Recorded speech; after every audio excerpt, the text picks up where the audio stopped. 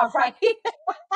Well, I have some people coming. We're just doing a small mushroom circle together, some friends, and a couple of these friends have been drinking their urine. And I told them, okay, when we're all together and we're in the medicine, we're going to drink our urine. And so we're going to have a group pee drink this weekend. Welcome to the Masters of Wellness podcast, your ultimate path to holistic health, wellness, and success. Discover the powerful fusion of Eastern wisdom and Western science, designed to balance your mind, body, and spirit. Our channel brings you holistic wellness practices, effective strategies to boost productivity, and insights on stress reduction and active aging. Join our global community and transform your life with holistic wellness. Cheers to a healthier, happier you. Welcome everyone to the Masters of Wellness podcast. Season finale, episode 20. We've made it this far, guys. Congratulations to all of us. And thank you to everyone who's been listening and watching our episodes over the last few months. It's been an incredible journey. We've learned a lot and we've had some great conversations and met some super amazing people. The reason why we've invited Carrie and JC again today is because they were two of our superstars of our episodes over the last season. Let's do a quick summary. What happened last week?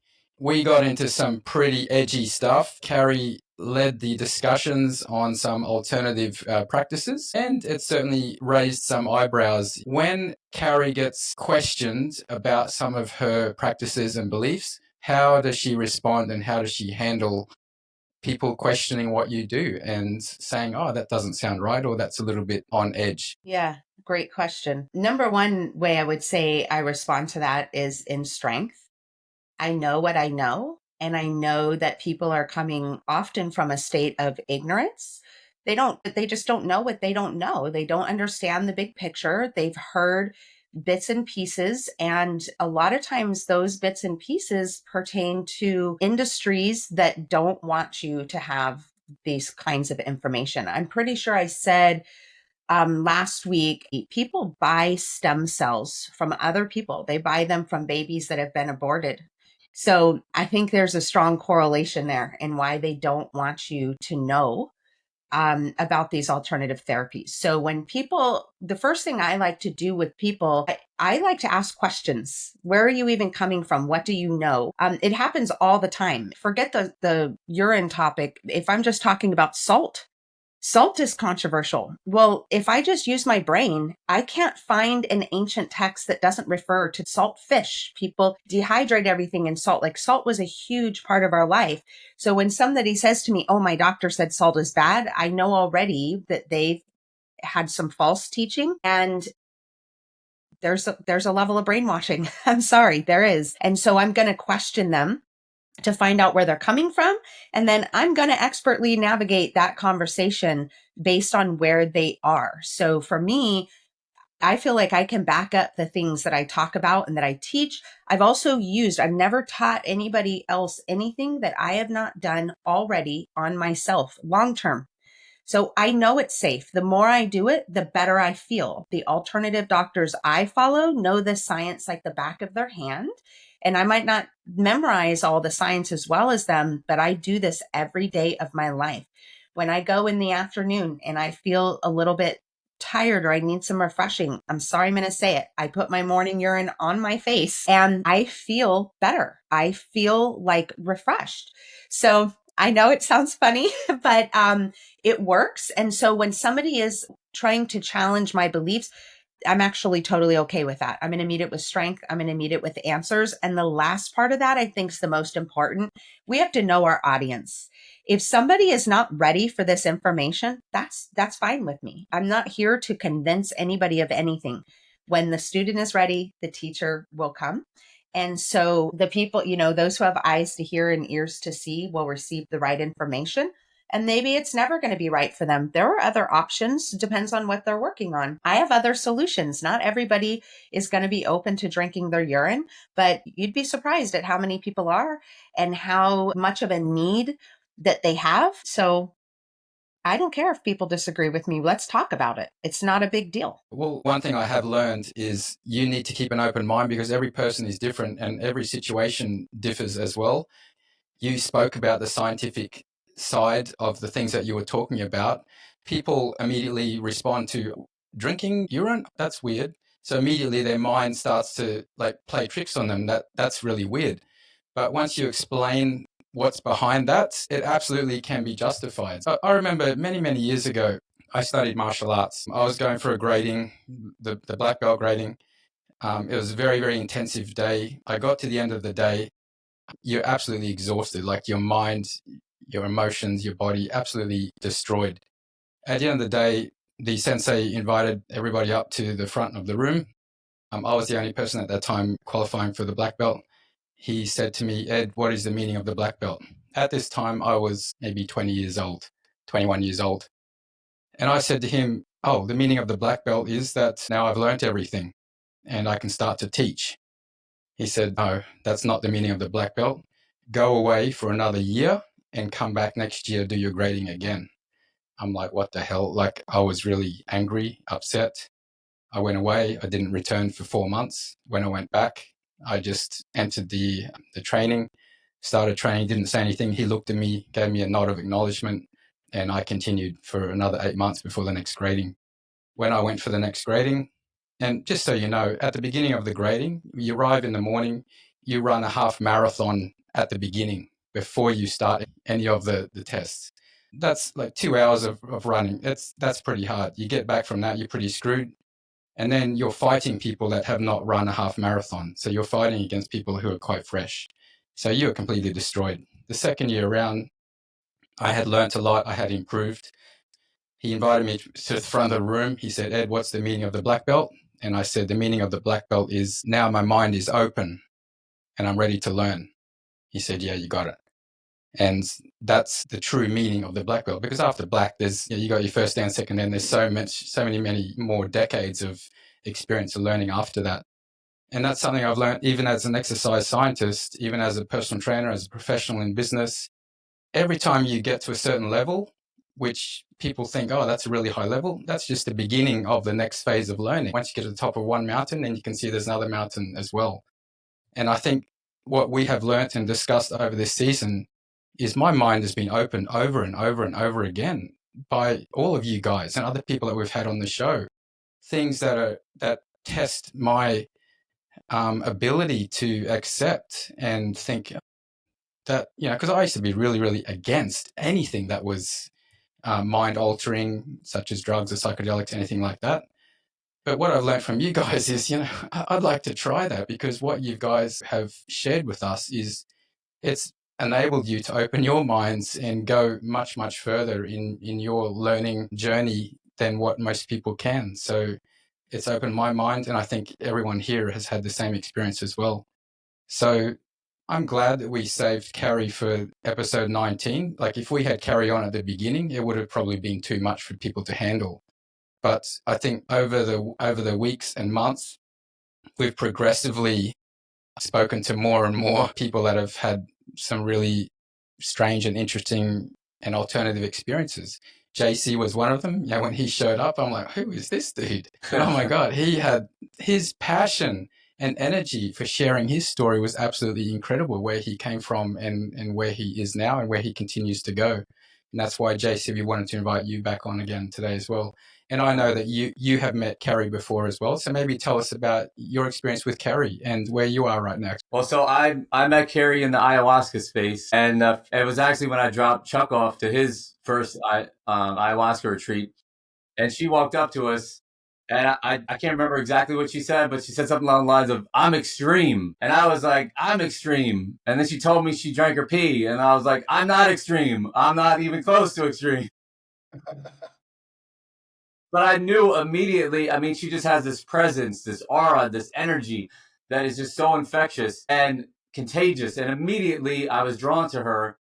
And then actually, I went to volunteer at that same retreat center a couple of weeks later. And it was funny because I left and forgot my phone there. I had to leave early. I had a family emergency. And when I came back, Carrie comes walking down the hill from the retreat space in the middle of the day. And I swear it was like, this is part of the simulation, right? Like the Matrix wanted her to come down here. She was like, what are you doing back here? And I said, I came back here to talk to you. But really, I said that as a joke, but then we sat down and started talking, and she just opened my mind. I mean, she was She was quoting her understanding of scripture and the Bible. And we had this massive connection with her and her one of her lifetime best friends that she had the breakup with, she called it. And I had just had the same breakup with one of my best friends, a guy who I've known forever since high school. And I called him my little brother. But I realized in this awakening journey that this person is actually the most toxic piece of my life. And I had to cut him off. And it's because I've gotten clean from alcohol and drugs and all that crap that used to drag me down. And he's still stuck in that. And I'm such a feeler of vibrations. I mean, everywhere I go, I feel the vibration of everything. And now that I've been woken up to see the vibration of this guy, we're polar opposites. Why would I ever let somebody be a part of my life that steals my energy? I mean, I like the phrase energy vampire, because he was such an energy vampire to me. I told him, I said, we're taking a break. I said, like you would say to a girlfriend, I said, we're taking a break, bro. And I haven't heard from him since, because he knows, like, it was very clear to him. Unless you stop drinking, and until you do that, don't talk to me. I mean, and I hope he sees this, because I'll remind you, if you stop drinking, you can be a part of my life again. But if you don't, you can't. End of story. Right? JC, last time we spoke to you was on the back of Chuck's experience with plant medicine, and you happened to be heading into that weekend as a volunteer at the retreat. And I haven't spoken to you since then. Can you tell us about your experience on the other side of that retreat? Yeah. So I went there as a volunteer. Just when you walk onto the property, you just feel this. You feel the energy of it. You feel the love. Everyone loves you. You can meet them for the first time. You're hugging. And a couple of the people, again, it's so wild. Every time I go into any of ayahuasca space, people are there that I've met before at the other retreats that I did. There's always somebody there. I say a little prayer, God, please send me somebody. Boom. I walk in there. And the funny thing is, I'm such a city slicker, or I was. I didn't even know how to build a tent. So I walk in there. I'm like, I have to build a tent. I don't know how to build a tent. I started going to YouTube and I thought, no. And this is like all the lessons that you would learn from ayahuasca. A lot of people will tell you, one of the things you learn is ask for help, right? We as human beings, we have like, I don't want to ask anybody for help. I can do it myself. And I said, no, I'm going to walk in there with totally humble and say, excuse me, because everybody's sitting down talking, getting to know each other. I said, excuse me, I don't know how to build a tent. Can somebody help me build a tent? And it happened to be this woman, Vicky, who was actually there during my first ceremony with that shaman Mapu that I told you guys about. And we got to talk. She said, I can help you. And we got to talking. And I said, well, what's going on with you? And she said, I'm training to be a shaman. She's a 55-year-old woman. I'm just training to be a shaman. It's like she said, I'm going to walk to the store and buy a soda. And she helped me build the tent. And it's like the stupidest lessons in life are the biggest sometimes, right? Ask for help. Easiest thing on earth. Everybody wants to help. I've run my business my whole life. I can do it myself. I can do it myself. Now I realize, just ask for help. People will love to help you, right? So I walked up. So after I got there, I walked up to the ceremony space, preparing for the ceremony. And I'm thinking, again, I don't know what I'm doing here. I don't know why am I here. The universe called me to be a part of this. I look over and there's this woman laying down on one of the mats reading a book, and she looks really scared. And I had an intention, because you go into the ayahuasca when you drink the medicine with an intention. So I figured I should go into being a volunteer with an intention. And my intention was, I just want to really, I want to be that special angel for someone. I want to be there for one person if I can. And I saw her and I instantly knew, like, that's my person. So I went and I laid down next to her and I said, hey, how are you doing? What's going on? Like, what's your deal? She was just had her face in this book, and I knew she was like hiding from the reality that she was about to face, that she's about to drink ayahuasca. She closed the book down. I ended up talking to her for about 20 minutes, and she's like, you know what? I was so nervous, and now I feel so relaxed. Fast forward 6 hours later during the ceremony, and I could just see her going through it. And I just went over, and I kind of stood behind her enough that if she looked up, she could see me. And she just looked up and said, Joel. And it was wild because I barely even brushed my name to say, I'm Joel, when I met her, but she remembered it deep in her ayahuasca. Joel, can you help me go to the bathroom? And it's just that simple, like just being there for somebody in that time of need. She's so deep in her journey that she didn't even think that she could walk to the bathroom. And I just walked her to the bathroom so she could go in there to get herself together, and went back. She laid down. Thank you so much. And it's like, you're thinking in your head, this is no big deal, right? But to her, and that same thing happened to me when I was in the journey. Like, I wouldn't accept somebody's help to walk to the bathroom. And then finally I said, can you help me walk to the bathroom? And it was amazing how I saw that whole cycle repeat. That's literally like that right there was the super powerful thing.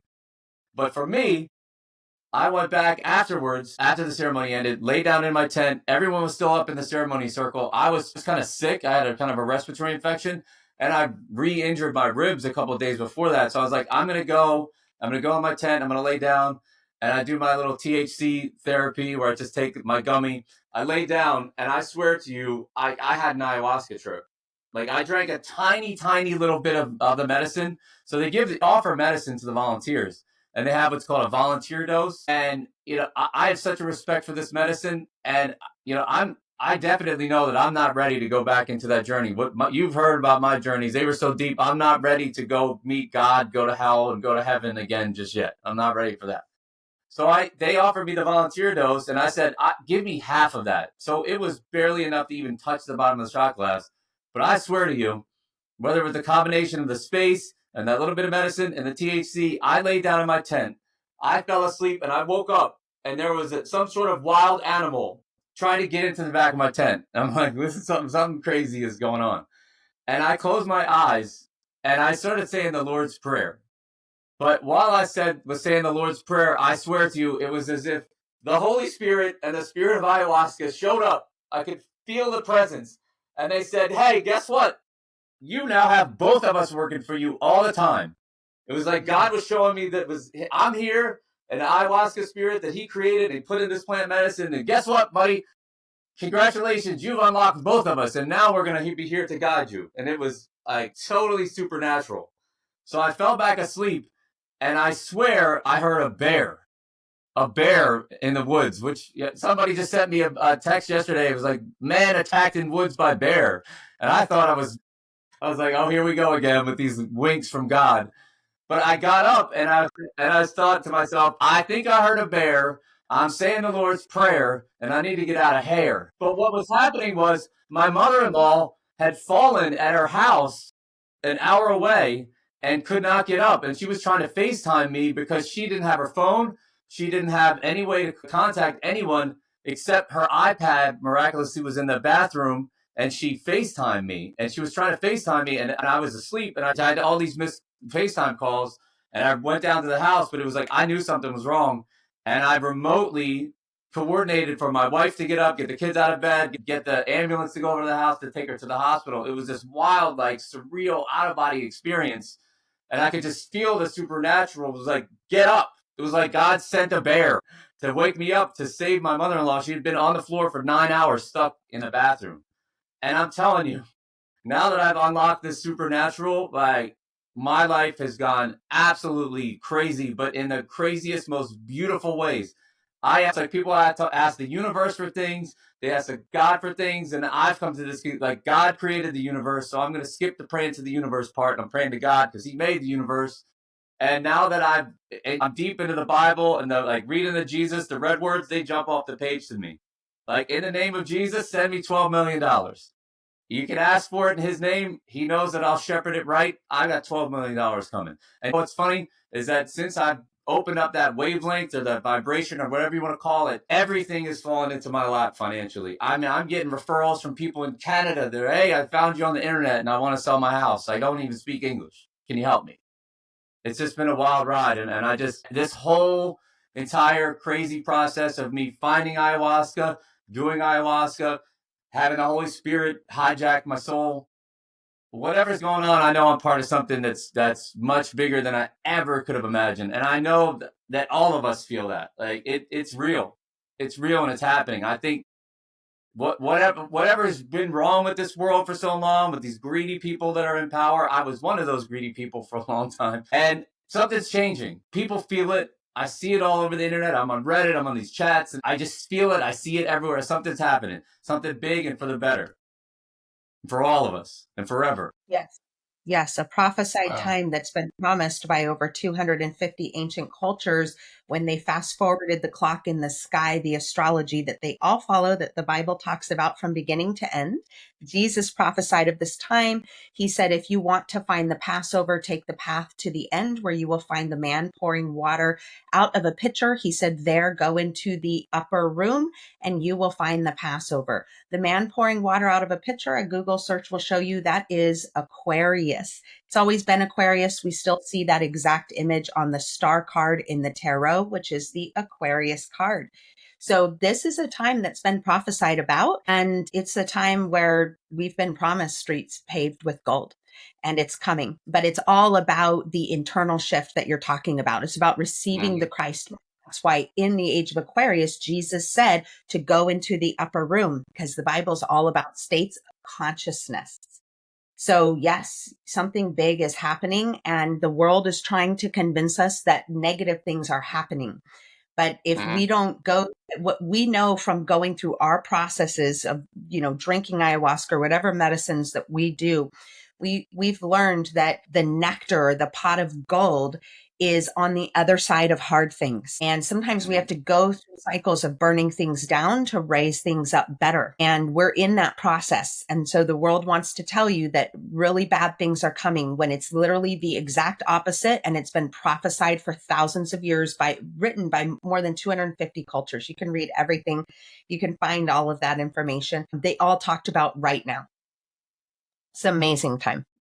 Kerry, as someone that works in this space, and you have worked in this space for a long time, you have seen people such as JC and Chuck. Like, I knew Chuck before and I know Chuck after, and I have seen a complete transformation. And Chuck has said the same thing about JC as well. He knew JC before and he also knew him after. So in your experience, is this typical of what you see of people going in and doing ayahuasca plant medicine? Yeah, it's so typical that it is primarily what happens. I'll actually share with you. Joel, tell me, were you at the church when my dad came and drank? Did you meet my dad? Yes. Yeah, it's Yeah. so weird I was because I was volunteering.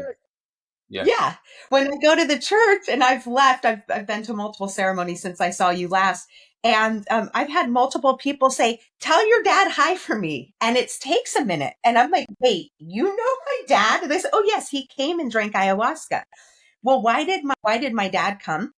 He came. He's known what I do for quite a while. I'm a big believer. We cannot tell anybody when it's time to drink ayahuasca or to ever do it, because I just don't want that burden on my shoulders. I want you to come to this medicine on your own. So I never recommended it. But my older brother finally found a retreat and went and drank ayahuasca in California. And on his travels there, he talked to my dad on the phone. And on his travels home from Thursday to Sunday, he talked to my dad again. And my dad saw such a radical transformation in my brother from Thursday to Sunday that when he was coming here to get to just visit me, hang out with the grandkids, he called me and he said, hey, Carrie, if I come to Florida and stay long enough, do you think you can get me to an ayahuasca church? Yeah. Yeah, of course I can Yeah. get you to an ayahuasca church. And, come to find out, the whole reason was because he saw such a radical transformation in my brother in 3 days. And he thought, whatever that happened to him, I want that. So it is truly common. When you meet Mother Aya, what Joel said is totally true. He spoke of like having both the Holy Spirit and Mother Ayahuasca. When that molecule DMT Mother gets in you, she's in you for the rest of your life. She is at work on you. You have the spirit of ayahuasca. And she was given to us. Everything on the earth was given to us. And something I like to share with people to think about is it doesn't matter what you believe on how we got here. So whether this was a big bang, whether God spoke the big bang or God created of the abundance of itself, all of it leads me back to the one and only conclusion, which is that in the beginning was all the substances, was creator substance. And from the abundance of creator substance, all things have been made. Therefore, there is nothing. This is what the Gospel of John says right up front in the beginning. In the beginning was the Word, and the Word was with God, and the Word was God. And without the Word, there was nothing that has been made. And through the Word, all things have been made. And it says, in him was the life, and the life was the light of men, and the light shines in the darkness and cannot overcome it. Well, this is the light, the pineal gland. It sits in a cave. You can go look at all the Latin words of what's going on in your brain. You have the Ark of the Covenant, the angel wings here. These bones are named after that, and you have a temple here. So again, the Bible's all about consciousness, which is transmuted through rising Kundalini energy up. That serpent that was cursed to slither on its belly. That's what serpents already do. So it'd be ridiculous to think that that would be a physical material thing. So it's all about raising the Kundalini energy up and moving from the left brain to the right brain to be seated at the right hand of the Father, because wise men look east, because wise men cast their nets to the right side. So it's really all about that. But when we think about this, there is only creator substance. There is nothing that was made. And I have a quick little joke that illustrates this perfectly. I love this. And maybe I even said it last time. Forgive me if I did. But an atheist and God, the creator, whatever you call it, source creator, were having a debate. And the atheist said to God, you think you're so special. I can create things too. God says, well, what can you create? And the atheist says, well, I can create people like you. And God said, okay, be my guest. Go ahead and create some humans. And the atheist reaches down and he starts to gather up some dirt. And he says, so you just start here with this soil. And God says, get your own soil. Okay. There is nothing that is not creator substance. So we can just stop this separation right now of there is even an inanimate product like a plastic. Where did the molecules come from? What will they break down back to? So when we're looking at plant medicines and all of these things, these are creator substance. We are one with the plant world. We are one with the animal world. We are one with one another. There is only creator substance. Yes, that molecule is in you. It is intelligent. It is the divine. It takes us to tabernacle with the divine, and it becomes a guiding light in our life. And the more that we drink and the more we engage with it, and Joel talked about like a facilitator dose. And I just really want to speak on that, because I don't want anybody to have in their mind that you're coming to an ayahuasca church and you're the people that are guarding the space and creating a safe container for you. We are not just frolicking around in a journey. And Joel did not indicate that, but I do want to share with everybody. The reason that we're taking a dose is because through the intelligence of that molecule, that medicine, it is connecting us to the space and to the needs of everyone, because we're on the same molecule. And so I've actually had an experience where I decided to not drink my facilitator dose at one of the ceremonies. We do 3 over the weekend. And I had decided not to drink, and for ridiculous reasons, but really what I needed was just a big lesson, which is why it all fell into place. And when I didn't drink, I ended up out in the darkness in the woods with somebody that was incredibly overwhelmed in the medicine. And I was able to walk them through all of these really basic things. Have you connected with your breath? Have you asked Mother Ayahuasca to show you in a way that is gentler? Have you told Mother you see it, you get it? Can she just calm it down? There's so many little things that we can do that sometimes, as a person that doesn't have experience with the medicine, when you say to somebody, well, have you asked Mother Ayahuasca to clarify that? They're like, oh my gosh, no, I didn't know I could ask the question. So you can kind of go through a basic checklist to help somebody. I'd gone through the whole checklist, and in the end, they had drank ayahuasca another whole 3 ceremony weekend, and they had been through those processes, and it was not helpful. And in that moment, I got a huge spanking. I learned a big lesson. I was completely blocked from being able to connect to what this soul actually needed on this medicine, because I didn't have the medicine in me. And I actually had to go get help. I had to go tell somebody else, hey, I'm not in the medicine. I have no idea what this person needs. And they were in the medicine. They went out there, they did some beautiful grounding work with them. And as I watched and held space for them to do that work, I'm laughing at myself because those are the same types of tools that I use, or I have my own version of that. And it wouldn't even come to mind. It was totally a block because I wasn't on that medicine. So we are not all fucked up on ayahuasca and falling out and having a journey and seeing visions, but we are connected to the space so that we understand the needs of the guest and can help to navigate them through that space. So that's important to clarify that your ayahuasqueros, or, however they call themselves, that they are on the medicine actually as a service to you. But then we have the blessing of taking in that molecule all the time. And Joel, I just have one quick question for you. Mhm.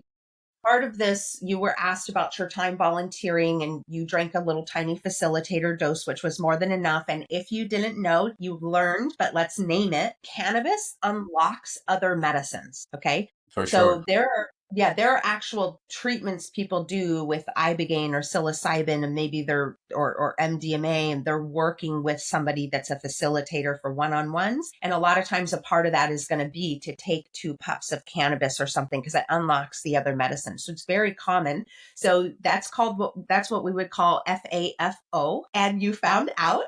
But my question for you, Joel, is how often are you connecting to the music? To ceremony music, which of course our listeners don't know a whole lot about, but how often do I, you connect to ceremony music? oh, just every day of my life. So perfect. I knew you were going to say that because I wanted to point to something that the medicine has taught me over the years. It's that the path that we're on it could be the ayahuasca space, it could be other spaces that are medicine based where we're taking in molecules. But what the medicine has shown me is that the process is threefold. It's the medicine, the music, and the community. And it's a trifecta of healing. So a lot of people think coming to the mat and drinking ayahuasca is the work. And it is. And we do need to broach that and cross that bridge. We need to dance with mother and deal with our stuff. And a lot of times we're dealing with a lot of big things. And then those are kind of off of our plate. And what's happened is we've fallen in love with mother. We love the feeling of her in us. We love the feeling of cleansing as we purge into a bucket and we're humbled and we leave that weekend transformed yet again. But the truth is that at some point, it's time to come off of that mat in a real work way where we find that the real medicine is kind of on the other side of the medicine, because we add in the element of service and being deeply connected into a community. And so at least multiple times a month, I'm in a medicine space. I'm camping in the woods, okay, barefoot, don't even wear shoes. I, in fact, lose my shoes, never wear them, walk around looking like a hobbit, connecting to Pachamama, the earth. We're drinking ayahuasca. We're listening to the music that is this powerful, transformative music. A lot of time it's written about the medicine from inside of the medicine. People that are musicians take the medicine and sit down and play. And the lyrics just blow your mind. One of my favorite lyrics, y'all maybe heard it multiple times if you were at the right ceremonies. Ashley, she sings profoundly beautifully. And she sings a song that's not hers. Y'all can find it by, I think it's the Freedom People Band, and it's called Star People. And the lyric is, we are star people, we are tree people, we are free beings being free. We are star people, we are tree people, we are ancient family, rainbow family. And if you haven't been in the space, you may be like, where did they get this stuff? And it still blows my mind, because when I'm listening to that music that I've heard over and over on ayahuasca, and I'm going to say something about that in a second, when I hear that outside of the space, it's just like a mind meld of trying to understand, where do these profound lyrics that are so powerful, even how do they even come up with this stuff?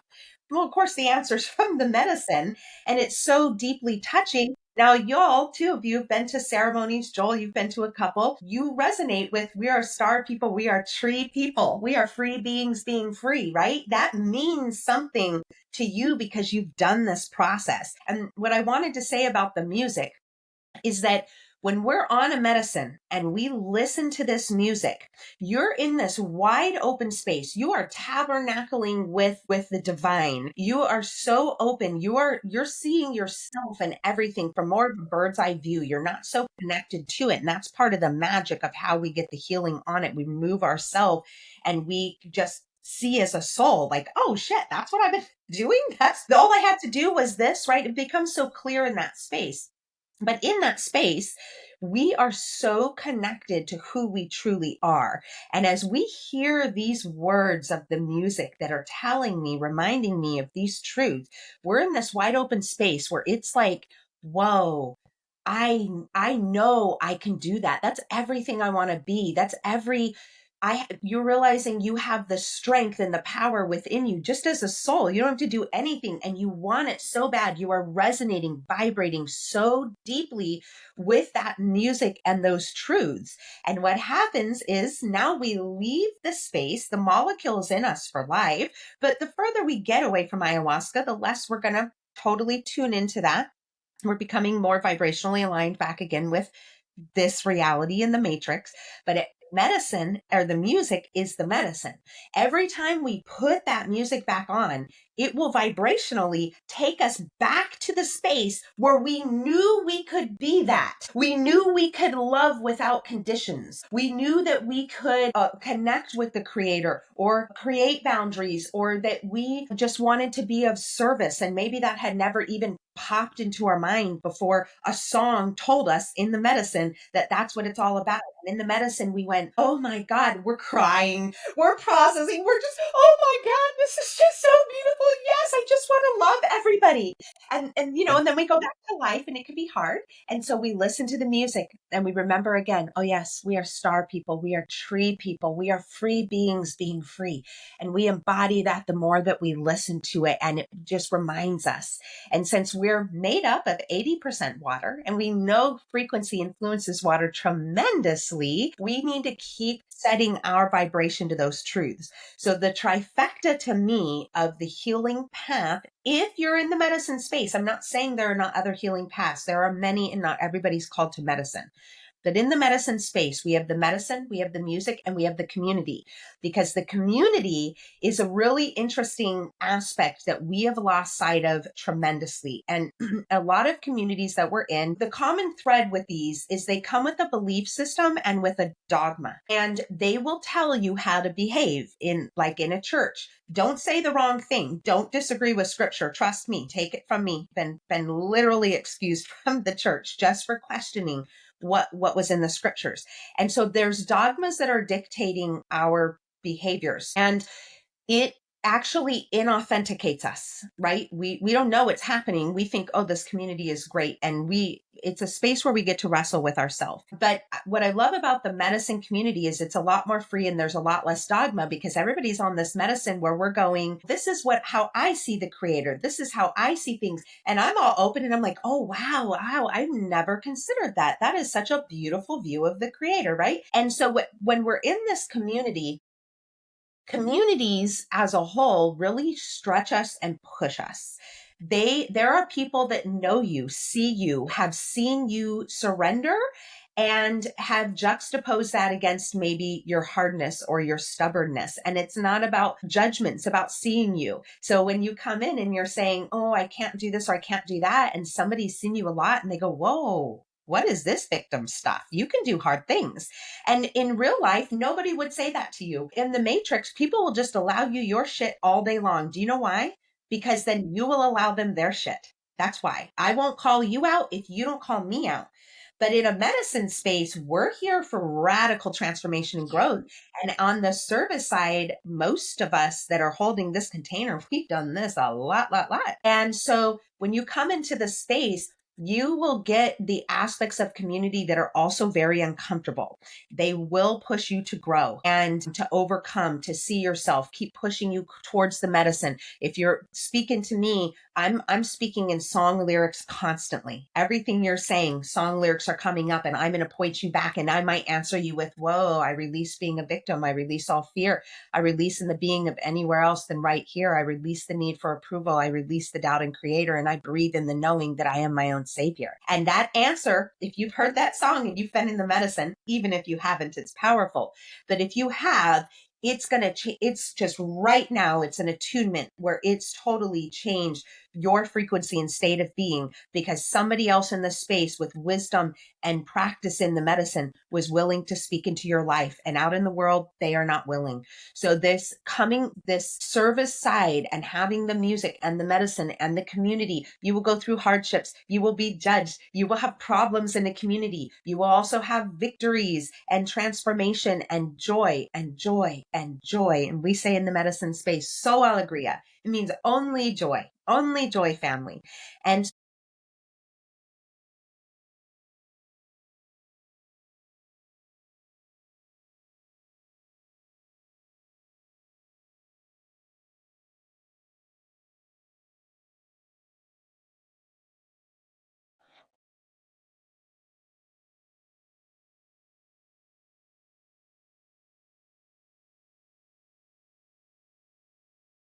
so that I could see, I run when XYZ happens, when things don't go my way. So a community, it's not like husband and wife where the husband goes, oh, if I say something like that, we're going to have an argument and I'm not going to, get laid or whatever it is, right? That's reality. But in the space, I'll give a shit. We're here for growth. And so it's really a trifecta of healing to be on that side of the space. Beautiful, beautiful journey that will keep transforming you. Carrie, we are going to be talking a lot about what we can do in this matrix to heal our bodies. I know for you, you've been working on this for most of your life. I think you mentioned 30, 35 years last time we got together. I know you haven't been doing medicine since you were 13. So walk us through, walk the listeners through. You've tried so many things. You don't necessarily need to go through the list, but you've tried so many things to heal your body, to feel better. How did you come to medicine? And I know ayahuasca wasn't the first, but how did you come to plant-based medicines, if you just make it very broad? And how did that transform your ability to heal with regards to everything you were trying to do in this physical world? Mm. I love this question. So I'm a little unique. I was raised in like a nutrition family that was pretty radical, which is what I said to Joel when I said, I'm extreme. I said, I'm a radical. And I say that all the time. Growing up in my childhood, it was like people people have actually said this to me. We don't say anything like this anymore. People have actually said, oh, organic, that's like a cult. And it's like, it's not a cult, it's called just wanting God's food without poisons. But so I grew up in this space of health and nutrition. My grandmother had joined a company like back in 1961, way before anybody else was doing this, and was deeply enlightened in health and nutrition and the petrochemical industry and what was happening with cosmetics. And she was an incredibly convicted woman. And she went on to like leave an absolute legacy. I can't even go into my grandmother. What she did was just so powerful and profound and has touched tens of thousands of lives through her work.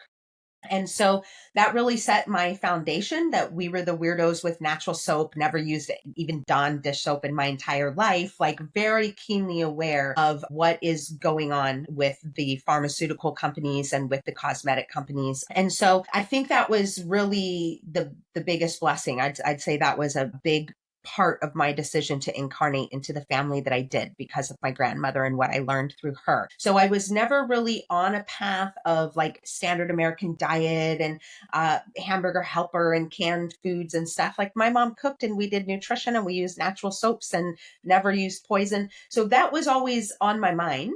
And then, I shared last time when I was 13 was when my health issues just began eating me alive. They had already been a huge nuisance, but at 13, we come into a level of consciousness for the first time. We're lighting up different parts of our brain. And that's when I became very aware. And the only where to reach for me, it was to nutrition. So my mom started pulling in nutritionists and supplementation. And I went on that journey. I've stayed on that journey, but I've tried so many things. And I think what a lot of people can probably resonate with is that we find things that seem like the answer. Like, I think I have a imbalance in my brain and it's why I'm feeling like this. And I go down a rabbit hole and I see that a GABA deficiency, a neurotransmitter, has all of these symptoms. And I go, oh my gosh, I'm low on GABA and that's going to solve my problems. And I start taking GABA and I feel a little bit better for a little bit of time. And then all of a sudden, I'm back to where I was. So all of the things I had ever done, no matter how varied they were, they could help me a little bit, but they didn't solve all of my problems. And definitely the further I went down to my path, when I really got into maybe like my mid 30s, was when I saw the biggest jumps. And to me, they felt like huge successes. I would go from being sick 3 weeks a month to being sick once every 2 months or 3 months. And that was great. But I was still in the cycle of, but when I'm sick, I'm so sick, I want to die. This isn't living still. And so, you go through the spiritual aspect and the trauma aspect, and you work with hypnotherapy and guided meditations and yoga, and you're doing this, everything that you can do until it's completely consuming to your life. And it just shouldn't be so hard. Like, yeah, we need to live a healthy life. We need to eat healthy food that God created that aren't poisoned. Like, duh, that's what you're created from. We need to move our body. We need to strengthen our bones by putting stress on them, same as the muscles, right? So we have to do those things. But if you're doing all of those things and you're still not totally healthy, something is wrong. And in my opinion, we talked about it last time. It's a lot of heavy metals and um, glyphosate and microplastics, all of these things that are locked into your cells that are creating a huge issue. And so I really never found all my answers. But what I was always looking for was the answer. And if there's anything anybody's going to call me, it's probably tenacious. I just would not quit. And that's how I came to the plant medicines, because you're just looking for answers, or you're looking for something that can help you to find the answer. And so, yeah, I worked with some other psychedelics in my personal life, and hosted some really basic ceremonies out of just what I knew and understood at the time. And at that time, I was working with DMT, smoking DMT, which is ayahuasca. It's the same molecule, but the way I like to describe that, it's just distilled down only to the molecule. There's not all the other parts.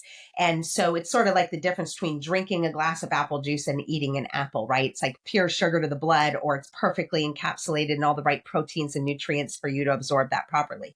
So DMT is a blast off journey. It's just Mother Ayahuasca taking you 6 to 10 minutes into the absolute heart of where she could ever take you. And you just crash back down to earth after that. And it's really not the best place for really like finding answers. You get a lot of fragments there. It's a very short journey. It could be incredibly overwhelming. Mother Aya, she kind of like rocks you gently into the medicine as you absorb it into the bloodstream, and you feel her coming on, and all of a sudden you're kind of in that space, and then you wind your way out of it on the other end. But DMT is not like that. It's just blast off, have your journey, crash back down to earth, all in 10 minutes. And I was going through that process. I was smoking a lot of DMT, looking for a lot of answers. And during that time, I had a friend who needed some healing that was different than the healing that I needed. And it was calling that person to ayahuasca. And I was thinking, I'm good. I've got the molecule.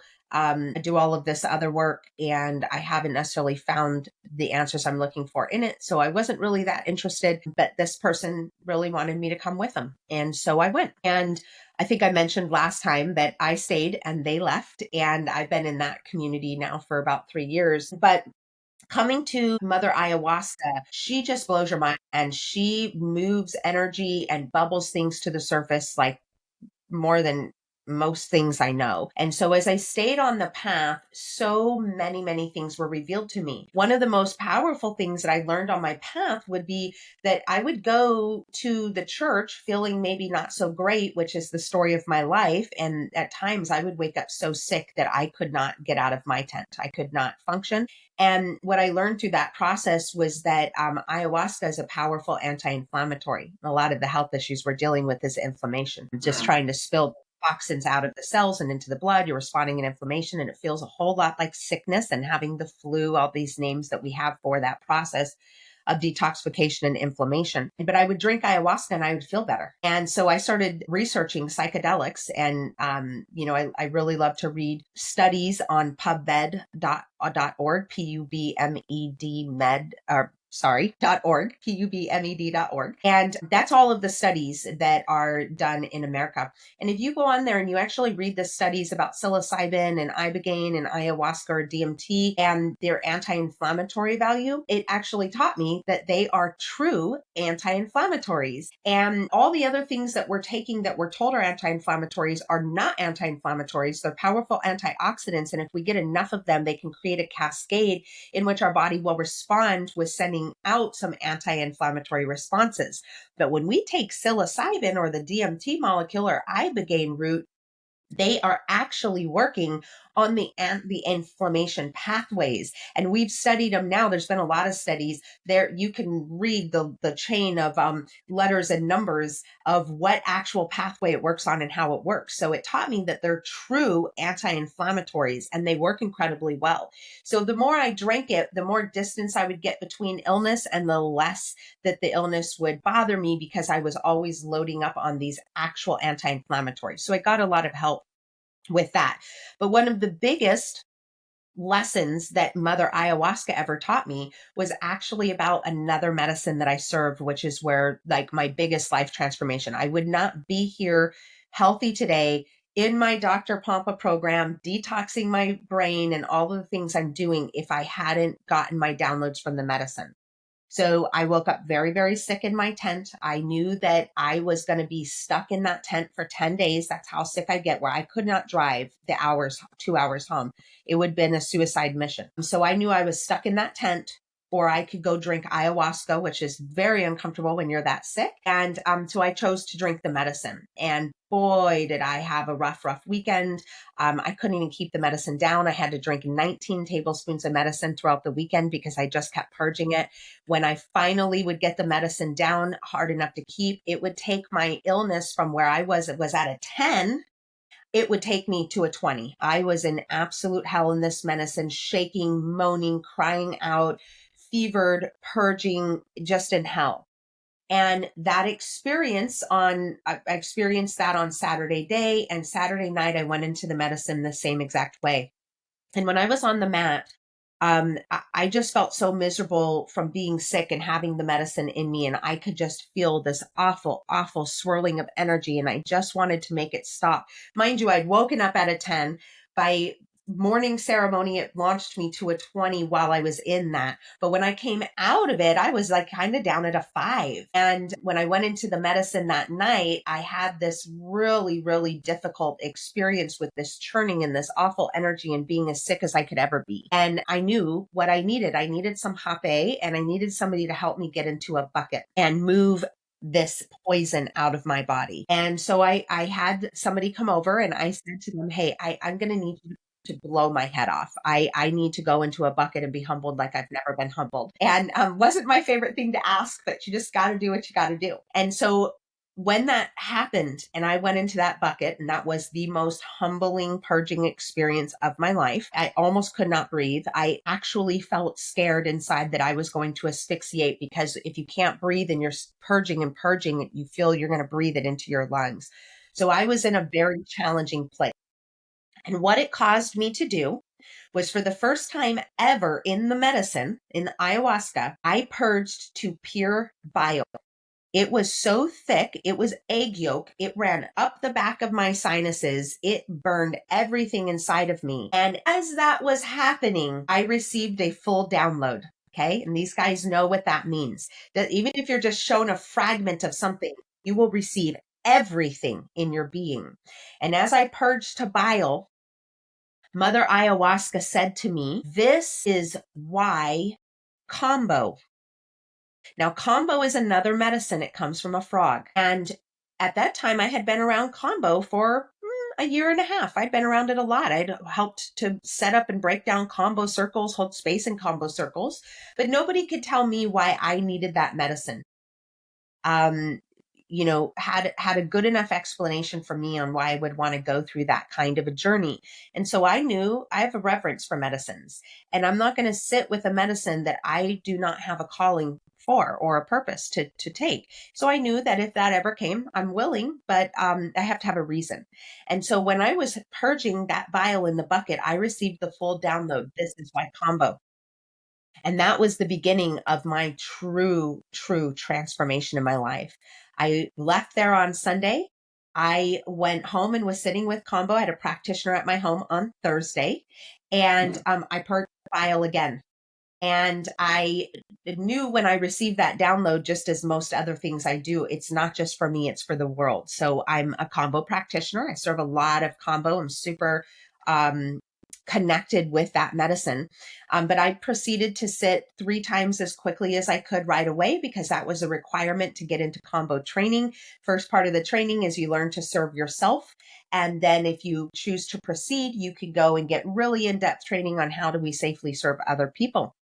Combo is a totally different beast, is not a psychedelic, but it is about purification and cleanliness and purging all the way to the bile. And there are a lot of South American beliefs about it where, it's clearing maybe parasites or penema, which is like accumulation of bad energy. They have a lot of beliefs, but that medicine is unique. In fact, they don't call it a medicine. Really, it's a folk medicine. It's not a sacred medicine like ayahuasca or tobacco. The frog is sacred, but the medicine is just for folk use. But what's so special about combo is that it has 16 bioactive peptides in it.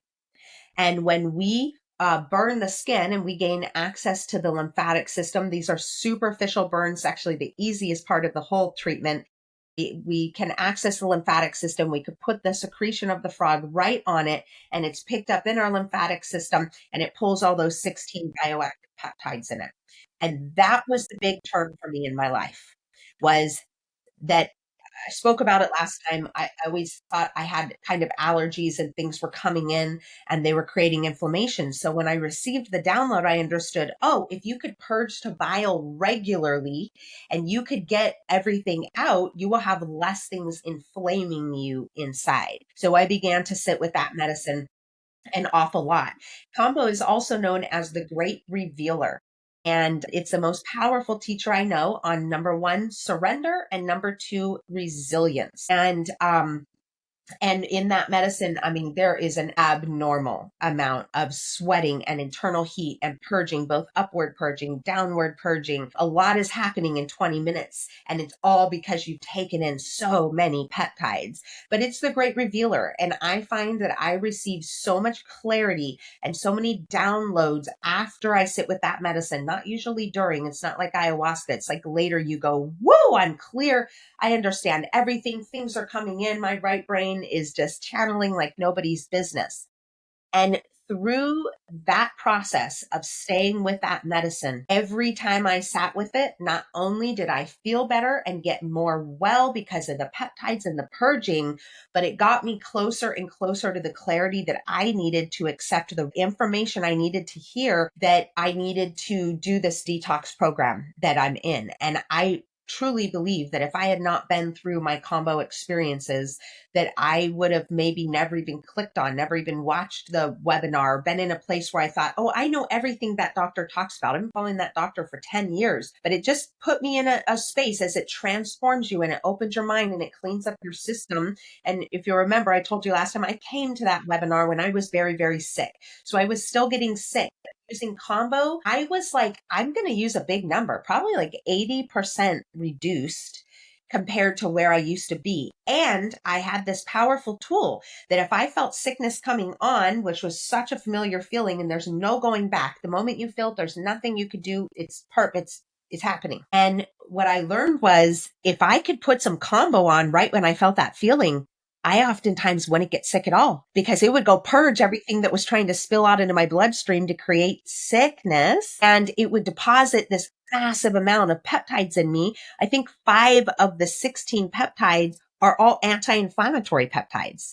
So it just did such a transformative work on me and who I am as I kept coming to that medicine to where I had clarity and like Ed going all the way back to the beginning, Ed was bringing up like if your mind has to be open. And when the worst place you could be is thinking you know everything. And through all of the processes and these journeys, what they have taught me actually more than anything is I don't know shit. As much as I don't know shit. There is more to learn, more perspectives.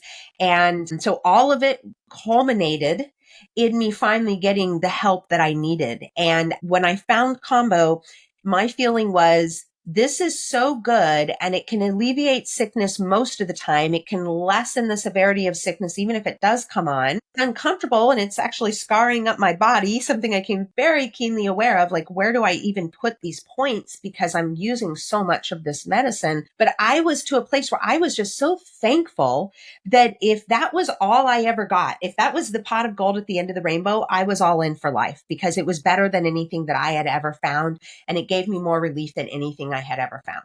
So thankfully, I get to just sit with Combo now because I love it or because I'm called to it or I have a need for it rather than this is my constant crutch that I have to use this medicine and go through these incredible difficult experiences all the time just to not be sick. I was literally getting sick. Combo makes you feel very sick. I was getting sick to not get sick. And, I don't have to do that anymore. But yes, the medicine, it's all just working inside of you. Everything is swirling around. And no matter how far you even get from mother or these other medicines, you'll know when you get downloads, you'll say, I know that that was almost supernatural. That was coming from these molecules that are inside of me. So yes, the other medicines have led me to the detox and to where I am now by cleaning me, purifying me, opening my mind and shifting my consciousness. I did Hape with a good friend the other day because I was just talking about it and he's like, I gotta try this. So we sat with it and in the middle of it, he was like, I can see why you do this now. And he's like, I can't believe you do this every day because this is torture. But he said, I can see why you do this now because everything you're going through, this is the only opportunity you probably have to just sit and think of nothing. Yes, what a gift.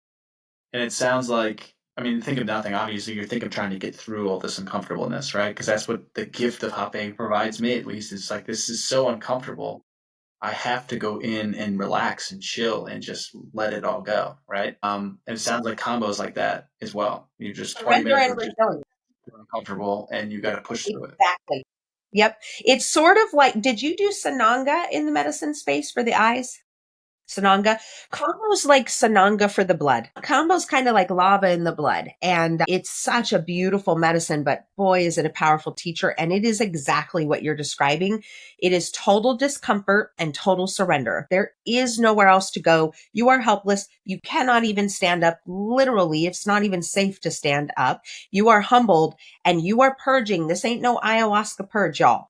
This is the instant you think of it. It is projectile coming and you are on your hands and knees in a bucket and there's nothing, or you're crawling, literally crawling to a toilet so you can both projectile vomit into a bucket and downward purge into the toilet. Ugh. It is such a beautiful teacher. Like Combo is my medicine. I love that medicine. I love to hold space. The power I see in people as they go through their process and rise up. And while you're in it, you don't even have the ability to go, Carrie, I hate you. What'd you even do to me? Or why am I doing this? You're just trying to cope with this process and you're in it. And you are battling your thoughts, by the way. You are thinking, just make it stop or how do I get away? Again, the great revealer. How do you behave when you are in challenge? And so, but when we come out the backside of it and we've purged and we've cleared, and Combo, you always purge to bile. It's a purge. I shouldn't say always. The rule of thumb is we purge to bile. If we're purging in a bucket, you're going all the way to yellow. You're going to bile. And we drink a lot of water in that medicine. So it comes out as a thin liquid. It's never coming out as egg yolk, right? You go through that. It's very exhausting. You've received all of these peptides and the body needs to integrate. So one of the main rules of Combo is it is a rest medicine and it is going to take that rest from you. Whether you need 30 minutes to lay down afterwards and you just feel like a champion after, or whether you got up and cleaned the house for 6 hours, at some point you are going to get hit with an exhaustion that you will know is combo. And you say, good night, I'm going to bed. You will then have the best sleep of your life, wake up so refreshed. Combo makes you feel like a warrior. It is the medicine of warriors. In the jungle, they serve this before a war. The warriors are taking on this medicine before fighting. They take it before they hunt because it gives such clarity and strength. It's a tool that can be used for a lot of things, right? They're purging parasites, they're purging enema. There's a lot of reasons to use it. But when you go through the process and you get the required rest that your body is asking for, what happens on the other side is the nectar. You go, my God, I love this medicine. I can't even explain it. I want to do it again. It was a very challenging 20 minutes, but like I can do hard things. If I could feel like this afterwards, if I could have this much strength and conviction and inner authority and power and clarity and drive and life force, all of it, I'll do this medicine all day long if I have to. So yeah, it's very, very similar to the Hape, and Hape is perfect for exactly that. And I love that you're using it for that.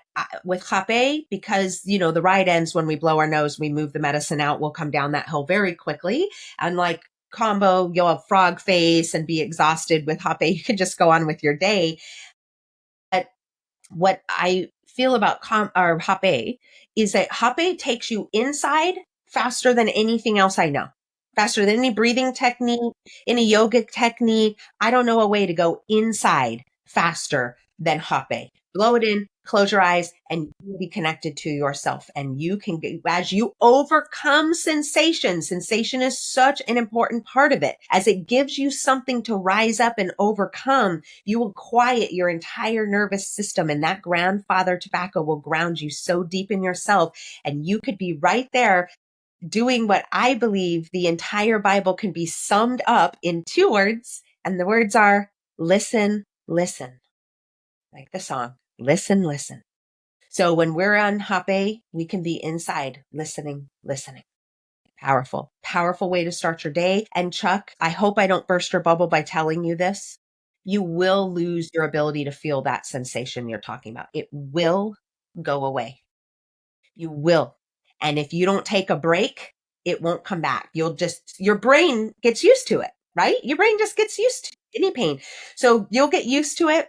And then you'll be like me. You'll have 55 different types of Hape, and you're looking for one that can allow you still some sensation. And so you kind of will rotate through, and all Hapes have different meanings as other plants are in them. Maybe it opens the heart or the third eye, or it's very grounding, or it's a purgative. It can help put you in a bucket. There's all kinds of different Hapes, but sensation, if we're not careful or we overuse the medicine, which we tend to do with Hape, a lot of people come in, swing that pendulum really far, and then get a grip of themselves and come back a little bit more towards center. Such a beautiful, grounding, nurturing medicine that we just want to come to it often. But the more often you come to it, the more you will absolutely lose sensation. And you'll miss it and you'll long for it. So when you're in the ceremony space and somebody else can blow Hape for you, and you can have a real experience again, you're like, yes, blow me some Hape, right? Because you're so used to blowing your own Hape. See, he sits with this once a day. I sit with this multiple times a day. This is such a close friend of mine that I could sit here now and blow this and have no experience and just continue talking to y'all like nothing even happened. But if Chuck did it, his eyes would be watering. They would be closed. He would be doing some deep breathing and be back around with us in 2, 3, 4 minutes, right? Yeah. More like 5 or 10.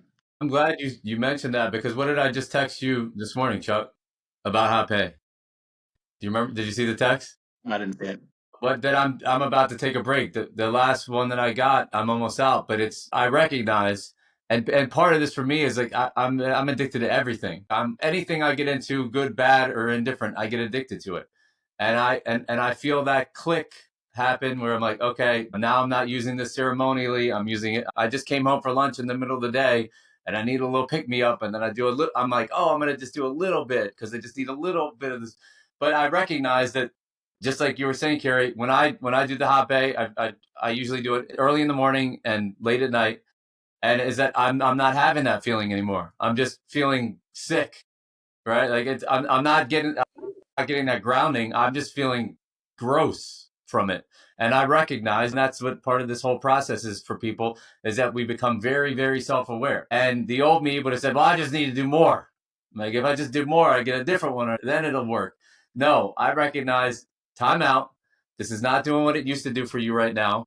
I did that before. I took a break from it. It was good. And then when I went back and volunteered at the ceremony, and just like you said, people were blowing it for me. And I remember this feeling. And just self-recognition, right? Like if that tool is not working for you anymore, it's time to stop it, or at least time out from it, right? Yep.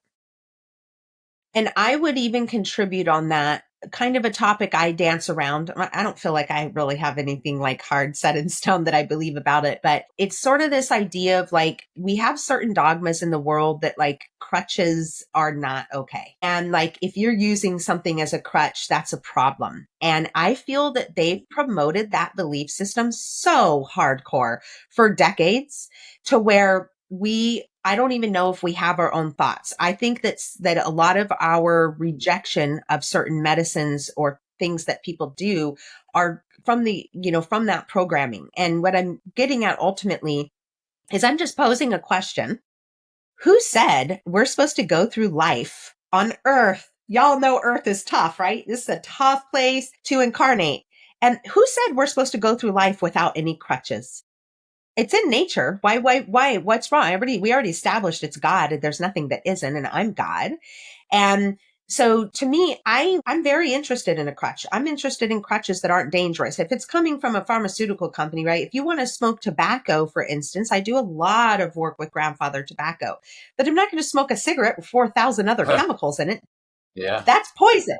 But Yeah. grandfather tobacco is medicine. And if in the middle of the day, if I was to come home on lunch, your example, and I went, sheesh, being in the matrix sucks. It's hard. I'm tired and I only get an hour to come home and eat and I got to drive both ways and all this.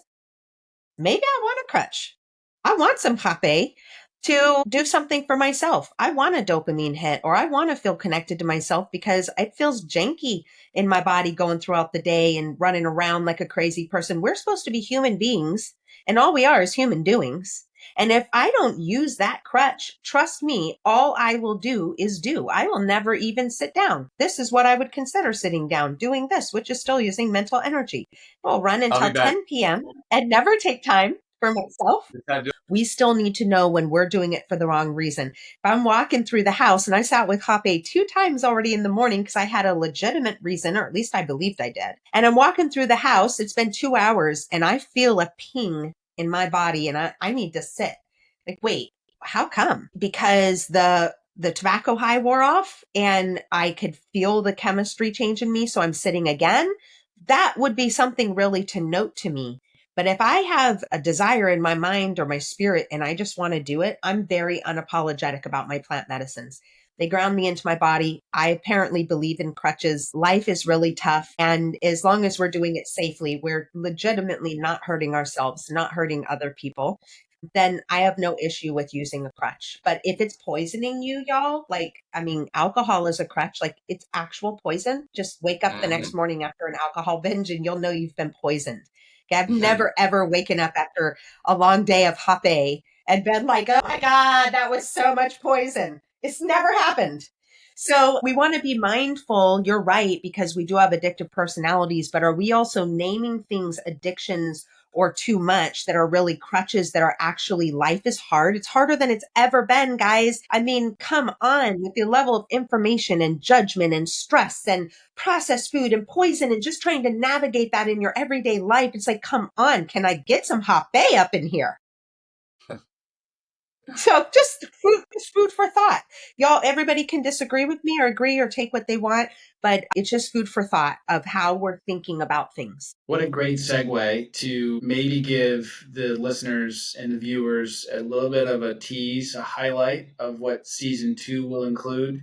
Carrie, I know you have a lot of things. We're constantly making a list of things that you want to talk about. I know we initially maybe thought about talking about salt and potassium and acids today, but just use that as a frame and give us an example of just what is to come from the mind of Carrie that we can sort of pull out and put into this podcast and eventually put into worksheets and workbooks for people? Okay. Yeah. I mean, so for me, I feel like probably the biggest way that I am an asset is that I have just asked so many questions and done so much research forever. And one of the ways I like to talk about this is if you've ever known a hairdresser, somebody that went to cosmetology school and got licensed, a lot of times they go to these schools, like they go to the Tony and Guy School of Hair Design or Paul Mitchell School of Hair Design. And what happens when you go to those schools is you learn the system that Paul Mitchell created. You learn his hair color, his products, everything Paul Mitchell. And then what happens is they take state board exams to pass. And did you know that the passing rate for those type of schools sits somewhere around 30% pass rate for your state board license? Okay. Huge deficit. You've spent thousands of dollars a year or 2 years in school, and you've got a 30% chance of passing because you became an expert in Paul Mitchell hair color. But where I grew up in Southern California, there's a school, a Riverside Community College, and it has one of the largest, most successful cosmetology schools, probably been 50 or 60 years. And they teach all the things. They teach cosmetology and nails and aesthetics and all these things. And they do it at a reasonable cost. It's to the point now where girls actually camp up to 2 nights in line at the community college to register for this school. And the reason is that they don't have allegiance to any brand or belief system. They teach you how things actually work. How do your nails grow? How does your hair grow? What's good for it? What's not? And they teach you all of the laws, how to pass state board.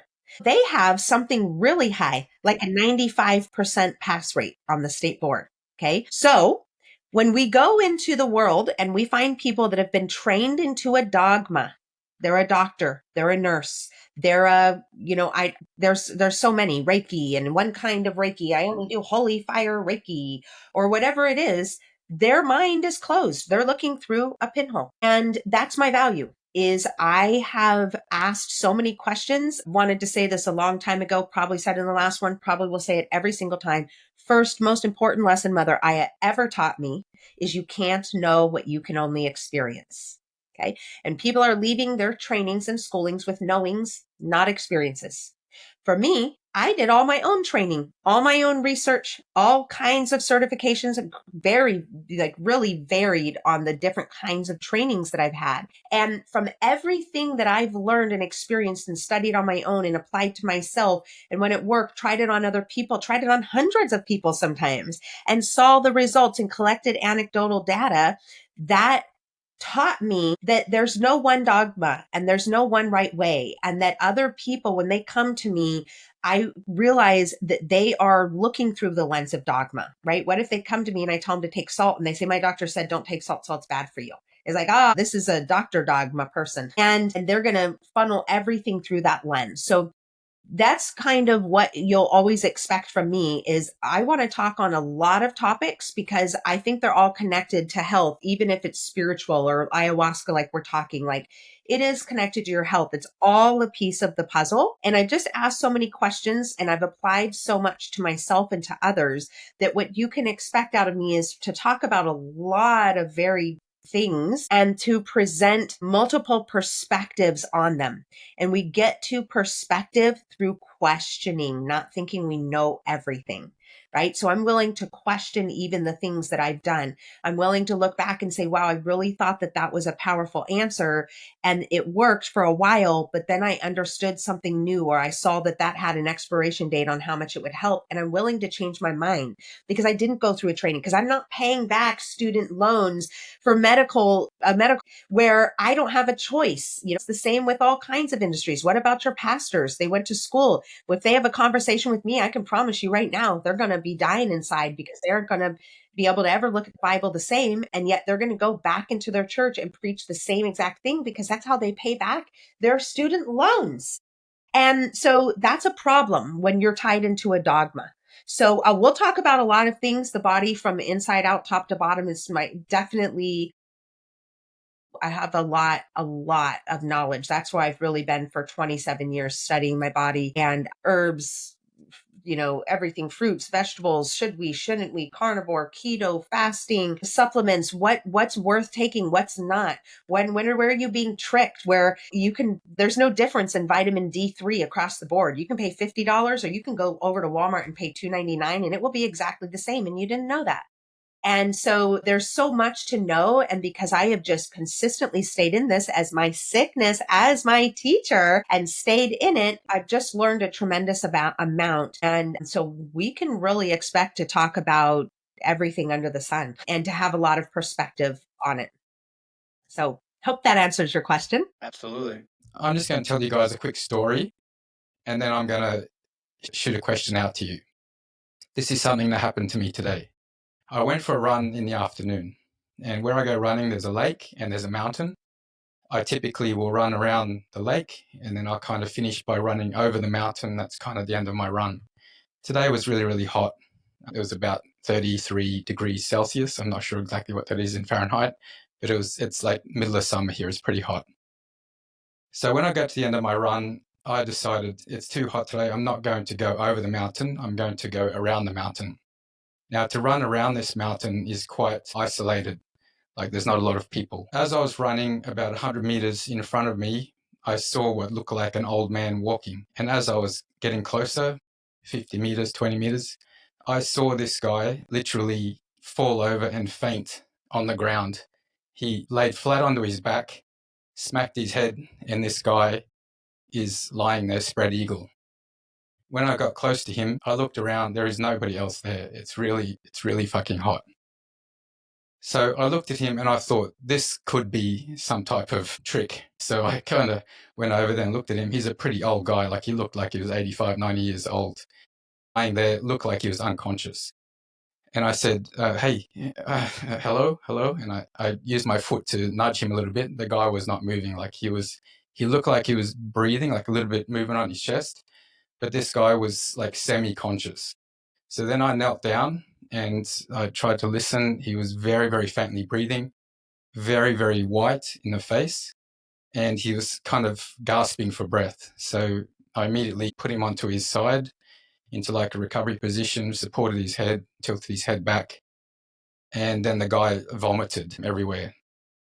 Now, I realized at that moment, if I was not there, this guy in the middle of summer looked like he'd suffered from heat stroke, 90 years old.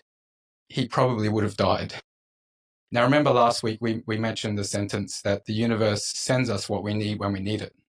Today, the universe sent me to save this guy's life, or to be there at the right place, right time. I can confidently say if I was not there, probably the worst case scenario. So at least I was able to put him in a recovery position. When he vomited, like, there was a lot of vomit there, he started to slowly breathe, come back to consciousness, and very, very slowly just sort of recovering.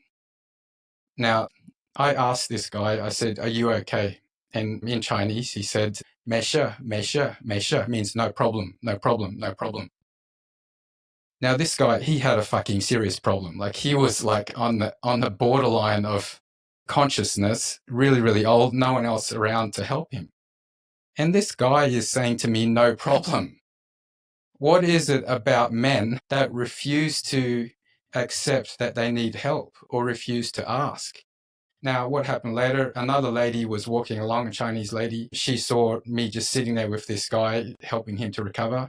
I asked her to call an ambulance. He definitely needed some help. So she called an ambulance. She was able to give directions. I stayed with him for about half an hour. The ambulance came. Police officers showed up. The ambulance officers said, thank you very much. Lucky you were here, basically. And they took him away. I'm going to show the video because I took a video today just as evidence in case the guy had passed away. I wanted to show what I was doing at that moment. So I'm going to include that. So my question to you guys, each of you, what the fuck is it about men, even when they're 90 years old, that refuse to ask for help when their life is on the line? I would say it's indoctrination. Isn't everything indoctrination? We're taught as men that we're supposed to be tough and we're supposed to be strong and that we don't want to ask for help and we don't want to be perceived as weak, right? It's like the culture. And I think, and correct me if I'm wrong, but like the Asian culture is even more so maybe than America with men, isn't it? Yeah. Yeah, for sure. It's like this. We're not supposed to show emotions, none. Like we're supposed to keep them inside, and that's probably what makes us sick as men, right? Like we get like this keeping our emotions inside is what brews sicknesses and these deep, deep entrenched sadnesses. That's what I think, but I don't know anything. Yeah, I think, and I don't know anything, I think it's just our ego. He wanted to convince himself and his ego that he was fine. He didn't want to admit that he wasn't.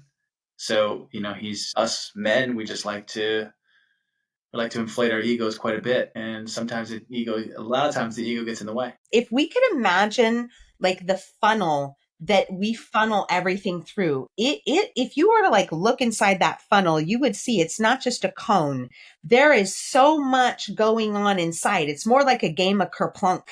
Something goes through and it's got a bing, bing, bing, bing, bing through all of your stories and your history and your beliefs and everything. So I think there's probably an element of that. But to me, I would look at the hardwired element of the masculine. The masculine is provider and protector, and it is vital that y'all provide and protect for women who need provision so they can create life and then manage and maintain the life that they've created. And so while a woman is very hardwired to receive love and safety and provision from the masculine is hardwired to provide those things.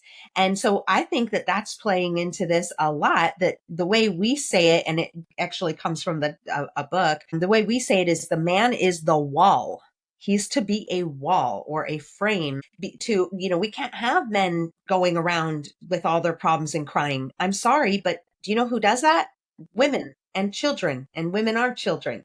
And that's a whole topic. And I know it sounds controversial. It's completely true. I consider myself in the boat. I can't escape that in this life. I'm here as a woman. And so we're hardwired and you're hardwired. And to me, there's no issue with that. That's how it's supposed to be. And it's the most beneficial way, but it can, that in situations where you're in a crisis, you may have some ego. You may have some, maybe don't even want to be wrong, for instance, because maybe he went out there and he should have had some electrolytes and he didn't. There's a lot of things, but I would say that hardwired, that the answers come from within a man and his job is to press on. He gets a hit of testosterone every 15 minutes and it gives him a lot of strength to overcome and to do things that women, we get 4 days of testosterone a month, right? Y'all get every 15 minutes. So there's a driving force in your body to be a frame or to be a wall. And without consciousness of that, to me, it sounds like he was holding up his frame and his wall at a time where he was very safe with another man. Yeah, I see that. Wow. Yeah, he's very elderly. He's with another man, which would have been a very appropriate time to let down his wall, right? The wall isn't for other men. It's for women, to hold a space for women to feel safe. So it would have been an excellent opportunity for him to say that. I think it's the combination. And I think men are hardwired to be a wall. I think that's what's going on. When I have been teaching workshops or classes or certifications for fitness trainers, whatever, you need to know about this much to be able to teach this much, because people are going to have questions outside the circle. For example, when you're teaching a certification, there's a curriculum, 1.1, 1.2, 1.3. The curriculum is just the circle, but people's questions are always outside the circle. So we need to make sure that we're able to explain in easy terms. I always say explain as if you're explaining to a 7-year-old, especially when it comes to sports and fitness and things like that. You need to be able to explain things simply. And that's something I've learned from Carrie.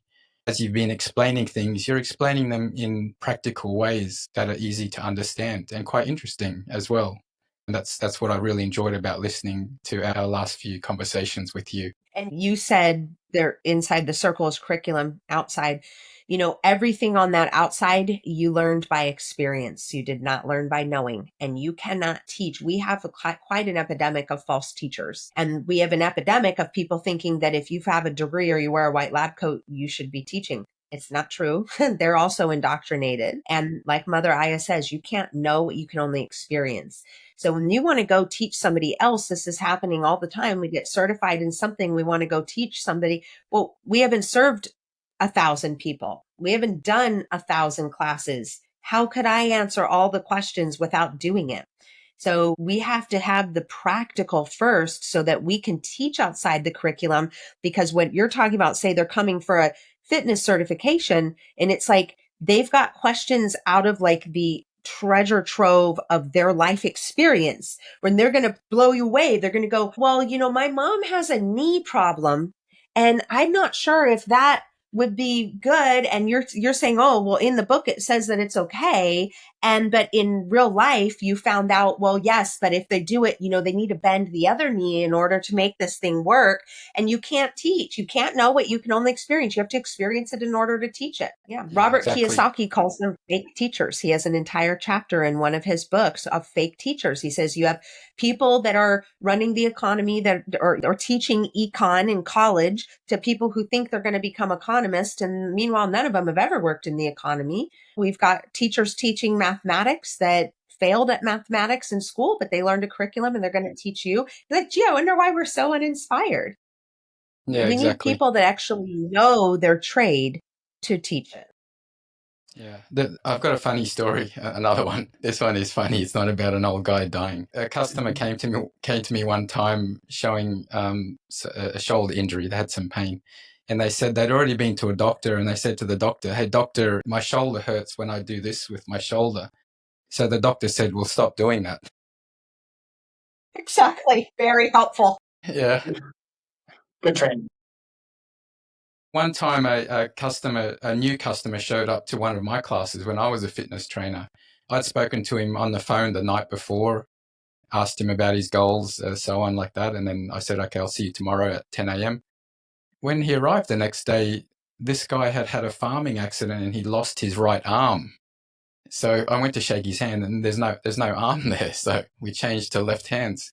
But as you said, everything you learn from experience, these are things you cannot learn from a book. So how do you load up a person that doesn't have one arm to be able to exercise and increase the strength and fitness of their body?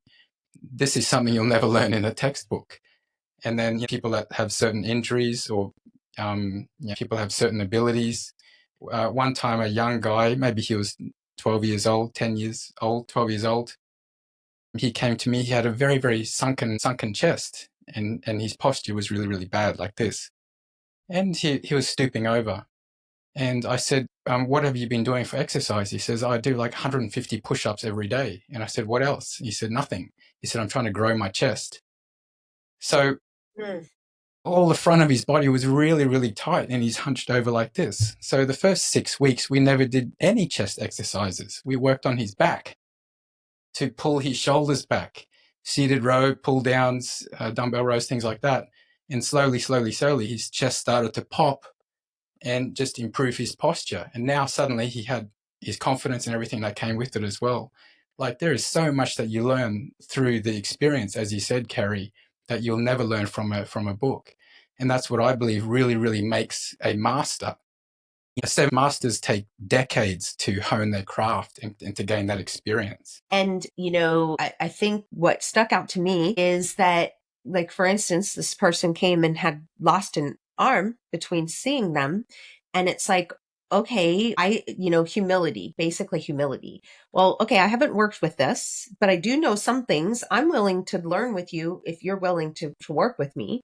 I don't have anybody I could refer to you that specializes in working with somebody in one arm. So like, if you're willing, I'm willing, and let's see what we can do. You'll be teaching me, I'll be teaching you, and vice versa. And so putting on a little humility when we don't know and just saying, yeah, I don't know, but like definitely believe that we can do this. Yes, absolutely. 100% agree.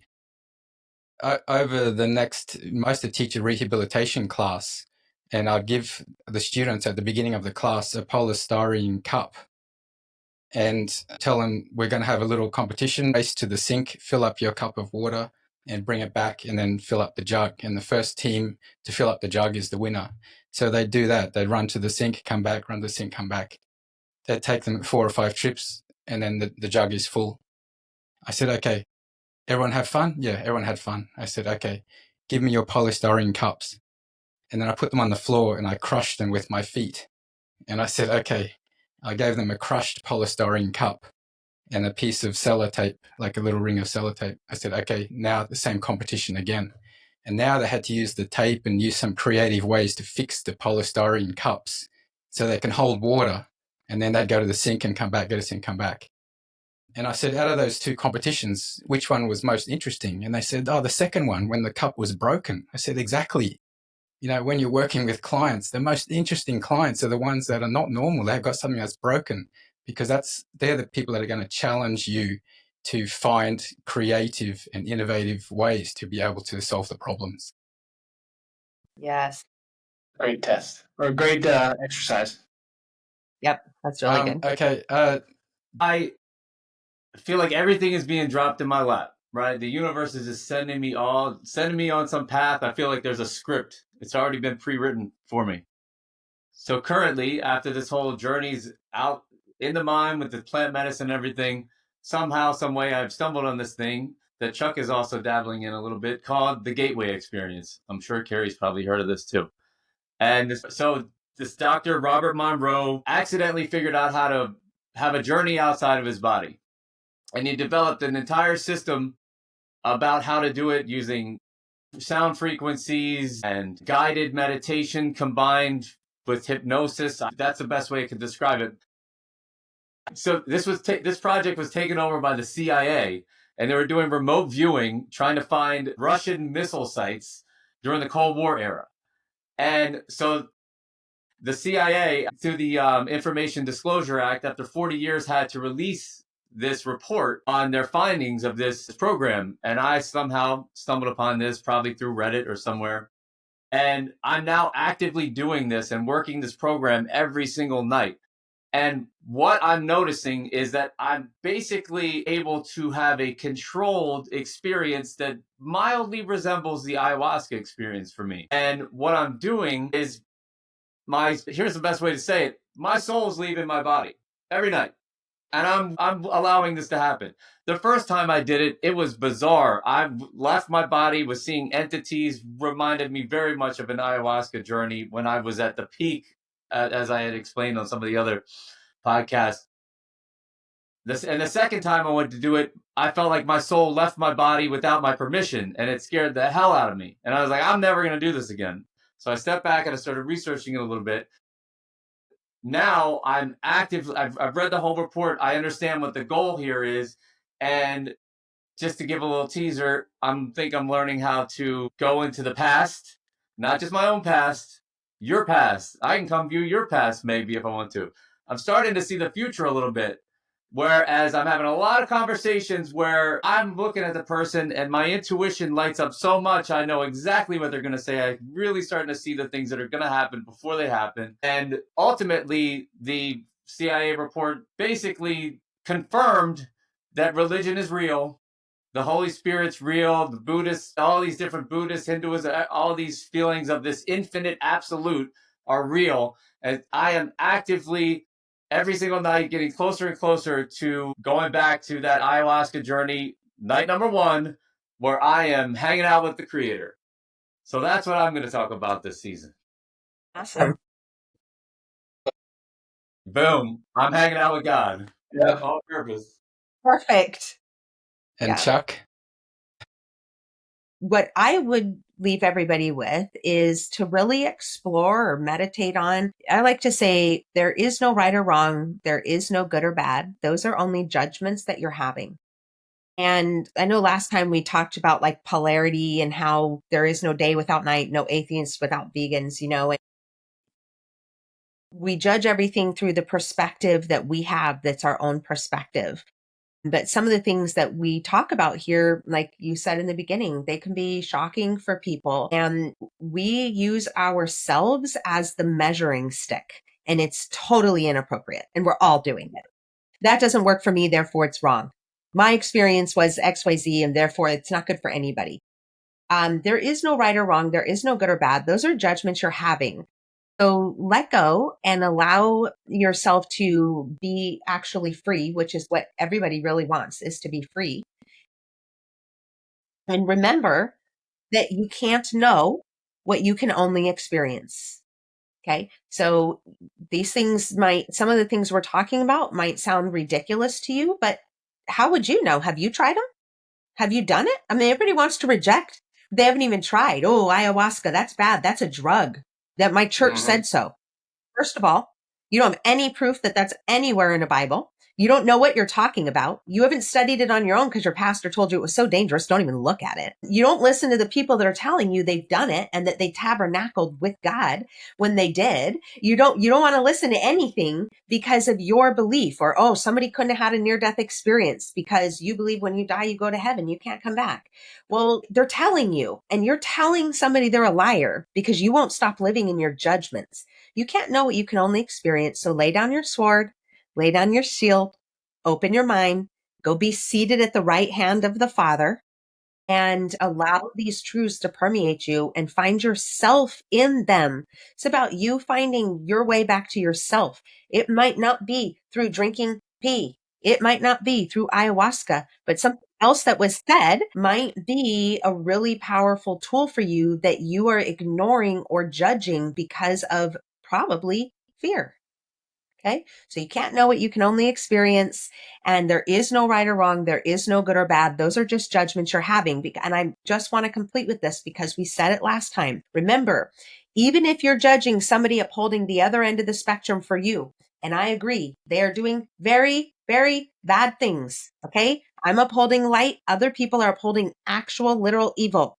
But this is a plane of duality and choice. And you exist because they exist.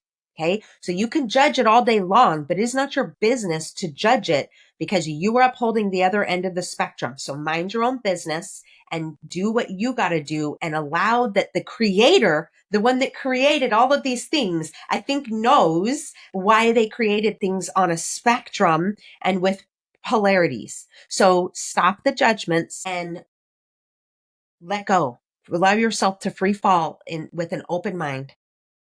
That's what I'm leading.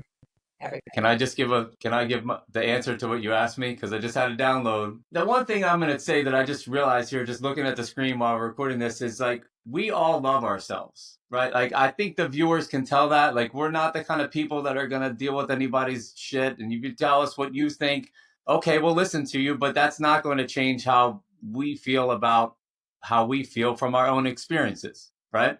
And we'll also accept that when somebody has an opinion different of ours, like, maybe we're wrong. So, and we're totally open-minded. That's how we ended up in this plant medicine space. That's how we're willing to talk about this. But the thing that I want to say is 18 months ago, straight up, I didn't love myself. Like, I pretended I loved myself a lot. And everybody, when I told them, oh, I learned how to love myself in an ayahuasca journey, they looked at me like, what? I thought you've always loved yourself. You've always seemed like you had your shit together. No, most of us don't have our shit together. And even though I say that I do now, I probably still don't. Right? So, understand that whatever your circumstances are right now, like, you have the power to change it. You and you alone. Nobody else can change your life. You can. So if you're sick or you're sad or you're overweight and you're eating unhealthy and you're just not taking care of yourself, you and you alone have the power to change it. So just figure out what that means to you and do it. Love yourself, love other people, love the creator, and the circle will all come back around to you. I'm out. That is awesome. Now, today you guys mentioned Mother Ayahuasca many times, and it's just coincidental that 3 days from now is Mother's Day. So let's give a tribute to the ultimate mother, Ayahuasca, in 3 days' time, the mother of everything, including us. And damn, that was like, whoa, Ed, where did that come from? You haven't even been with Mother. Yes, you've been with. Yes. For you guys, the essence is floating to me. So it doesn't matter where we are in the world. This just shows the proof of energy exchange between people across continents and across the universe. I feel all of you guys, and it's been such an honor to be able to take this journey together with you. Seeing you guys go through it, I feel like I've gone through it as well. And that probably leads me to my last question. Maybe, Carrie, you're the person who can answer this the best. Our podcast goes globally. You guys have access to some of these products where you live, but not everybody does, including where I live. I'm in China right now. It's impossible to get these type of products, and likewise for other people as well. What can we do that brings us close to this type of experience without actually having access to Mother Ayahuasca? Yeah. The first thing that's coming to mind is there are a lot of like breath work workshops that will actually use breathing techniques that cause your brain to flood with DMT. Okay. So you can actually have very similar experiences just through breath work. That's an option. But to me, everything is about reconnecting me to myself, especially mother, right? So any tools or resources that you have, depending on where you live, it's like, well, yoga can reconnect you back to yourself, but it is a lot about the perspective of what we come to things, right? Like in America, people are coming to yoga because they want fitness and they want to look their best. That is the last thing yoga is about. It's not even about that ever at all. It's originally a discipline similar to martial arts, and it was really for 14 and 15-year-old boys, not even for girls.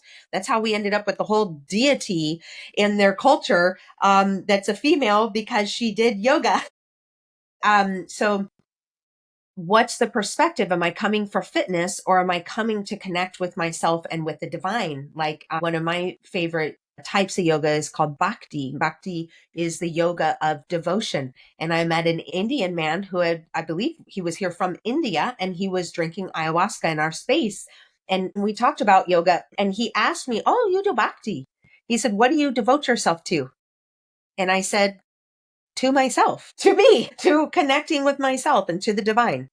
So whatever you do, whatever you do have access with, even if it is a different, there are going to be options of different types of, I'm going to use the word here, drugs. By that, I just mean things that alter you that maybe are available in, say, China or India, but maybe other people use them as recreational drugs, right? Same here at cannabis. Everybody's just smoking weed all day. But if you don't smoke weed for a month and you come to a cannabis meditation, it's like being on an ayahuasca meditation. You're going to get literally as much. You're going to get so many downloads. So whatever you do have access to, come to it with a perspective of healing, reconnecting, tabernacle with the Lord or God or source or whatever you say, to get yourself there. No, we do not have to have plant medicines as a tool, but the whole point is connect back to self, connect to spirit. That And you is could always awesome. drink your pee. Yeah, you've got tea. Yeah, You have tea. that's available universally. It's Thank available goodness. at universal for all people. Actually, you just reminded me of the funny story I heard from Alex when the first time I met him. He talked about he was going through a particular difficult time in his life, and he was looking for some answers or some solution. And he came across some Mind Valley Yes. course, something like that. And this course was talking about this course can let you experience everything as close as possible to ayahuasca. And immediately his brain went, okay, so ayahuasca is what I want then, because he was looking for the shortcut version to be able to get there as fast as possible. But I'm really grateful that you shared that. No matter where you are in the world, there are ways to achieve this level of mindfulness. And it just takes some care, some attention, some research, some practice, and it's available to everyone. Your brain literally produces DMT. They think we produce it when we're born. They think we produce it when we die. And so you can produce it on your own. You do. Guys, this is what we need to hear right here. You are the medicine. We all are the medicine. Yeah. Fact. Which is what came to me on my experience. The big message was, I am the medicine. Yeah. Yeah. And by the way, so then what can that mean? Well, yes, I am the medicine, but it means I don't need if I'm finding answers outside of myself, it's because inside of myself told me to go ask somebody or to get an external answer, right? That I'm told, gosh, you really do need help with this. Oh, wow, I know so and so, and I'll bet they know so and so, and that would give me an answer that I need, right? It's empowering instead of I'll go to a practitioner and let them tell me everything that I need, right? What I'm getting at is the clarity that saying I am the medicine or the answers are within me, it gets me pretty darn far, but we're not meant to do this life alone. I'm still going to have to bounce it off other people and have conversations and to know and discern, when am I just expecting somebody to solve my problems, or, am I asking for the right reasons? Could have I got that? Many times people ask questions that you're just like, oh, wow. Okay. Just stop for 1 second and like say that question again to yourself, and then ask yourself if you actually needed to ask me that. Okay. Because you already know the answer. And a lot of times what they're doing in that situation is like they want validation, or they're so unsure of themselves. They want somebody else to give them surety. It's like, that's the issue. The issue is that when you listen inside, you don't even trust you. You don't even believe you. You're so used to other people giving you the answers. You're so lost. You don't know who you are. You are the medicine. Go inside, channel from the right brain, listen to the guidance of maybe who you're supposed to ask or what kind of work you're supposed to be doing. And stay clear. Be very wary of people that tell you they are your medicine. They have the answers. We are just messengers. You don't follow the messenger, you follow the message. What this has meant to me recently, and it's kind of evolving, but so today what I am the medicine means is I've been doing meditations through the Mind Valley app quite a bit, and in that there's this one meditation that this lady does that just so resonated with me, and allows you to understand that you have the ability to construct or to communicate with your body where you want things to be healed, right? Mm-hmm. It's actually a really funny acronym. It's called the Dick Method. So you demand, you instruct, you code, you compel your body to do, and you specifically tell which part of your body you want to do what it's meant to do. Like I've been talking a lot to my lymphatic system. And I demand, I instruct, I compel, I code, and I require, which is not part of the dick, but I require my lymphatic system to do what it's meant to do, to clear out my body, to heal my body, to flush it out. And I demand it to do it now. And it's just part of like a meditation where you can sit there and do breathing practices and talk to your body. So it makes me believe, because I was told by Mother Aya that I am the medicine, that this is part of how I can be more of the medicine myself. Is I can start talking to my body and commanding it to do what it needs to be doing, what I want it to be doing. And you know that it works. Absolute fact, Chuck. And once you know fact. it happens. Yep, it's facts. And intention is actually preceded the word. Okay. The word became flesh, but an intention to speak that word preceded it. And we see this a lot in yoga. One of the best tools we have in yoga, which is designed to work every bone and muscle in your body with every shape, but it's also about stretching your breath, and it's a lot about resilience. It's resilience training. Okay.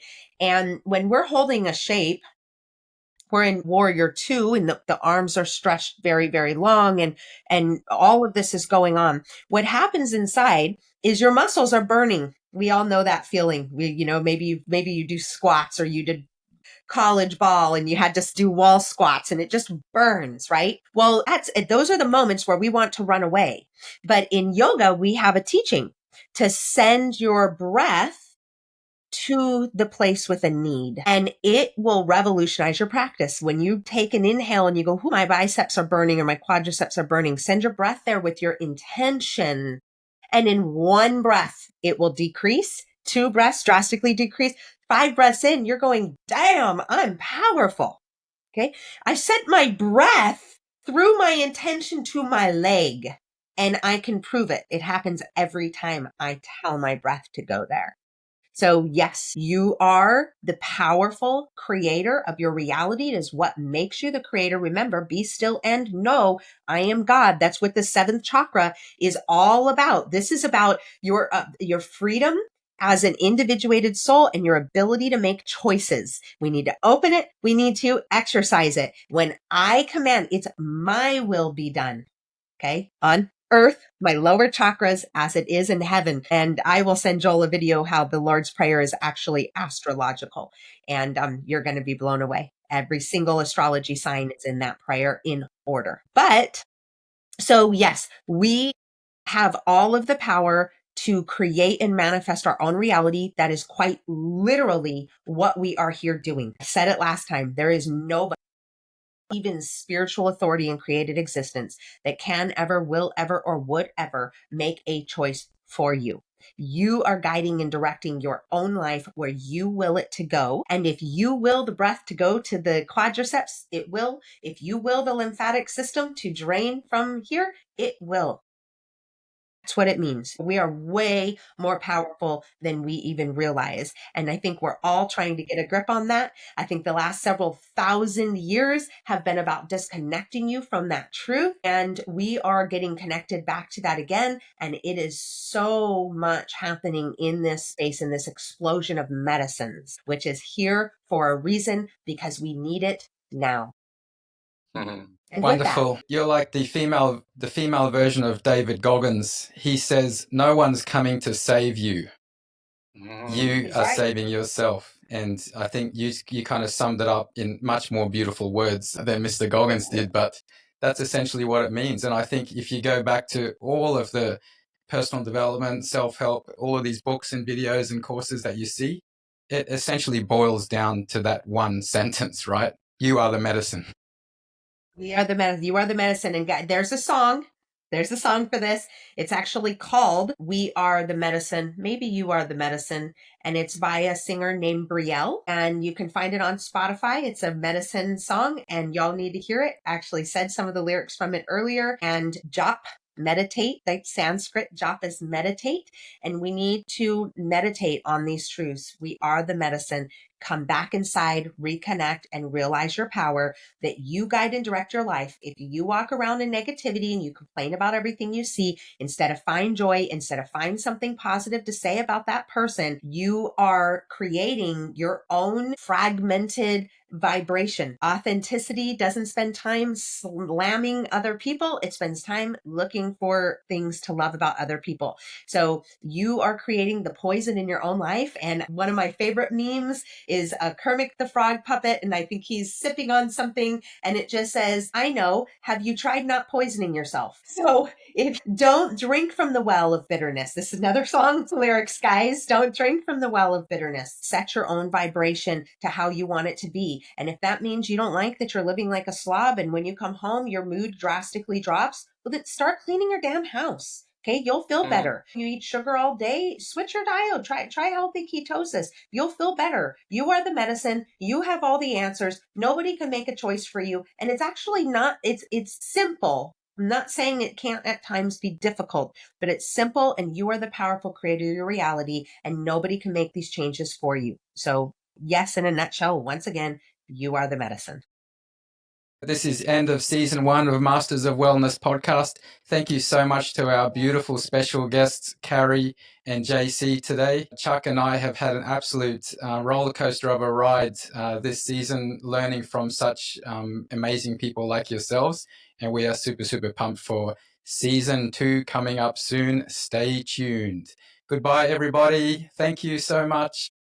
Guys. Bye-bye. Love you.